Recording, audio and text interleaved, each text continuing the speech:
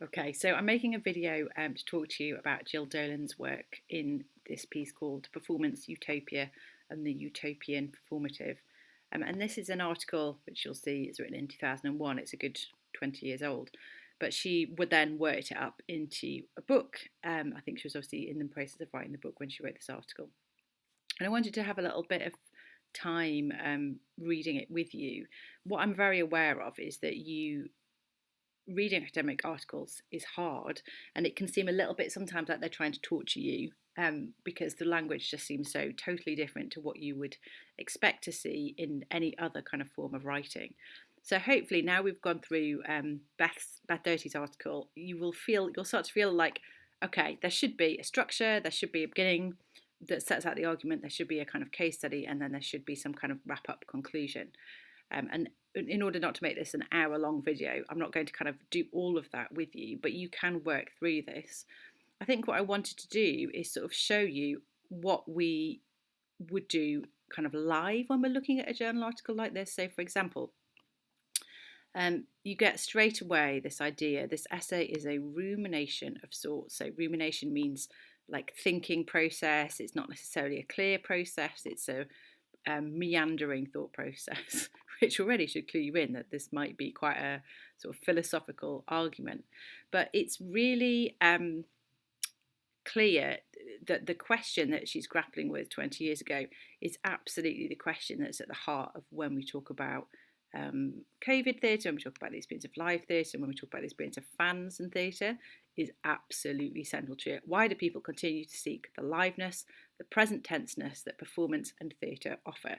And everything that we've talked about shows how we extend that moment of performance through participating in fan communities, through creating fan art or paratext that might sit aside to one side of the original work. And though in 2001, obviously, some of you may well not have even been born at such a point, the internet did exist. It is that old, but the kind of fan communities are very basic at that point. So there's still message boards. There's not that kind of live social media in the same way.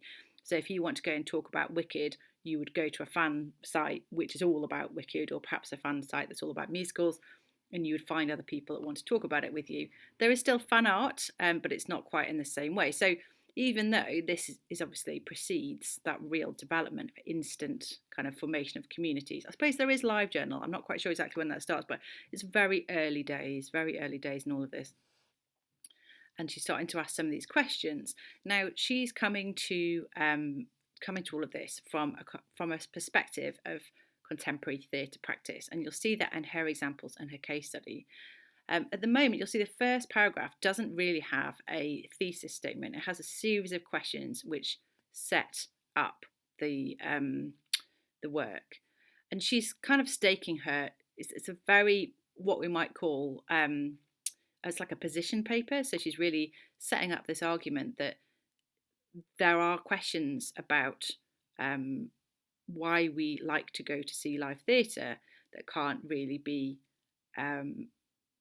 answered. And this is her thesis statement. So if I turn on the right thing, let's try and make the pen not quite so violent. Let's go. Right, this should work. I'd like to argue that this is the thesis statement. Desire to be, whoops, that was not what I intended to do. There we go. Desire to be part of the intense presence of performance offers us, if not expressly political. Oh no, I've pressed the wrong thing, haven't I? Let's do that. That means it's done it up here as well. It's like I've deleted it. That's not helpful. Let's move it down, and it looks like I intended it. Okay, let's just do this. So that there is the thesis statement. A desire to be part of the intense presence of performers offers us, if not expressly political, then usefully emotional expressions of what utopia might feel like. So seeing a performance offers us, seeing a live performance can potentially offer us moments of utopia. So moments where we imagine, and then we get another sense of like, well, what does she mean by that? Because utopia is a very specific term of theory, and she'll explain that as we go on, hopefully. I offer here a series of experiences, examples that moved me to begin to define utopia in performance. So this is obviously something that she's been thinking about for quite a long term. time, it's really important that you know that Jill Dolan is a lesbian, and the reason why that's important is she's writing from a queer perspective.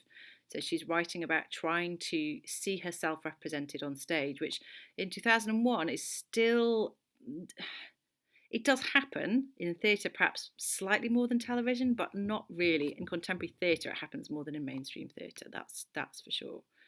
Um, and she's confronting really her own desire there about why I go to the theatre. I want a lot from theatre and performance, that she says. So she's talking about what she might think of as utopian performance in this next paragraph. And you'll see this bit that I was talking about where it starts to get into a literature review. She's talking about Dragon Clegg's book does blah, blah, blah, blah, blah. But then it's always moderating that. So she says, this book does such and such. My concern is. So this is a really good example of seeing how academic writers work. You take a quote from somewhere, an idea. So if we lose the word quote for a moment as not helpful because it makes it sound like you're cherry picking, you take an argument from somewhere and then you respond to that argument. So Clegg's argument, blah, blah, blah, blah, but my contention is. So you're kind of building an argument in response to that. My concern here is more performative and more technical.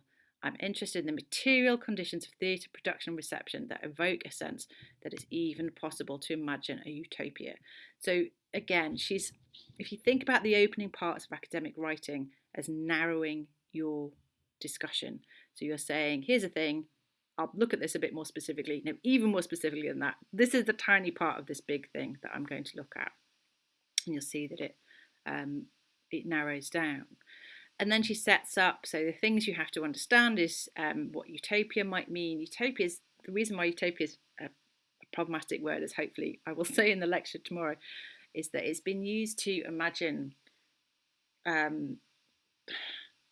extreme visions of the future. So if you think about fascism, so if we think about the Nazis, Hitler had, with various designers, a kind of utopic vision of what his Germany would look like as an ethnically pure place, and that involved rebuilding places and making it look a particular kind of way, and eugenics, so creating children that looked a particular kind of way, and obviously removing and murdering people who did not look a certain kind of way. And she talks about how utopias can be forced at the expense of liberty. So fascism and utopia can skirt dangerously close together. The idea of utopia is dangerous. And in the original book that Thomas More writes, it's more of a short story or a kind of parable. He kind of explores that the cost of utopia is that there's an island, but there's another island nearby that has to make utopia work. And that island is a dystopia. So the idea of the incredibly hateful place has to be made possible by this very dark place. So utopia and dystopia are often very close together. And she's kind of saying here, look, I know this. I'm not going to get into it, but I know this. So just bear in mind, I'm aware it can be a bad thing, but idealism draws me here, is what she's saying. Utopia, one might say, is a measure of how far society can retreat from itself when it wants to feign what it'd like to become. That's interesting. So we pretend, we imagine a future. And you can see she's still pulling on all of these different writers, Ruth Levitas, Rustam Baruka, all of these different arguments in order to imagine what this future might be.